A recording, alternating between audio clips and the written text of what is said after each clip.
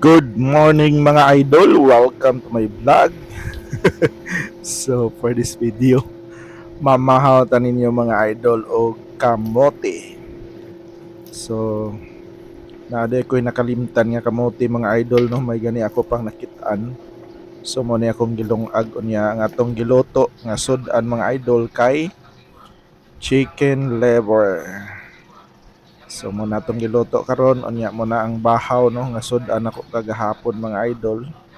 Unya napagyapon ang bida nga ginamos so mao ni ang atong kamote mga idol no. So diara mangaon na ta sa atong pamahaw mga idol.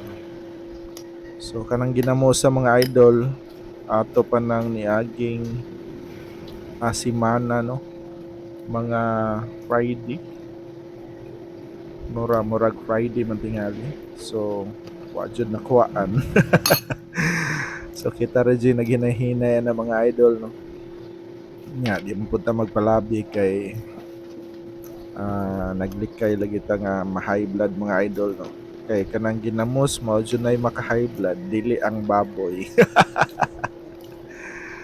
So mo ni atong pamahaw no.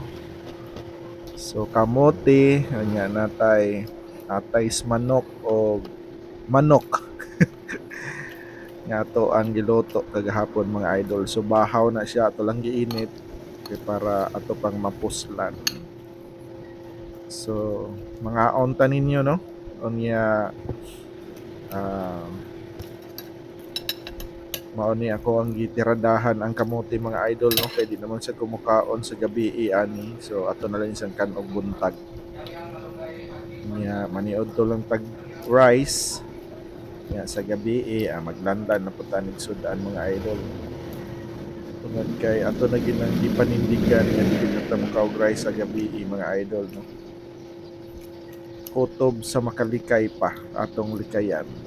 So mo na nga ato na lang ang kanon ang kamotis buntag kay taas pud kay ni siya sugar mga idol no.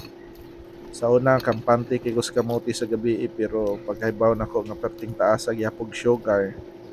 So di na sa kumukaon na sa gabi mga idol. So ato lang yung ilikay-likay ang mga bawal mga idol no. Kay para basin pa diag ma-extend ni atong kinabuhi.